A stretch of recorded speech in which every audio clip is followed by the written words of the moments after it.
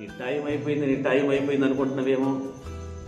ఈ రోజుతో అయిపోయింది, లేదా వారం తర్వాత నా టైం అయిపోయింది, నెల తర్వాత నా టైం అయిపోయింది, ఈ సంవత్సరంతో నా టైం అయిపోతుంది అనుకుంటున్నావే. కానీ ప్రభు అయిన యేసుక్రీస్తు వారిని వైపు చూస్తున్నారు. ఎందుకంటే సారేపతిలో నా టైం అయిపోయింది, ఈ రోజుతో అనుకున్న విధవరాల దగ్గరకు వచ్చి మాట్లాడిన దేవుడు నీ దగ్గర కూడా వచ్చి మాట్లాడటానికి సిద్ధంగా ఉన్నాడు. ఆయన విడిచిపెట్టని వాడు, విడువని వాడు. సారేపతిలో 3.5 సంవత్సరాలు కరువు చూడకుండా పోషించిన దేవుడు ఒకే రోజు టైం అయిపోయింది ఈ రోజుతో అనుకుంది. ఆ రోజుతోనే ప్రారంభమైంది.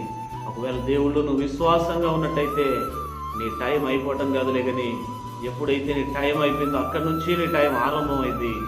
దేవుడు నేను తప్పకుండా చూస్తున్నాడు.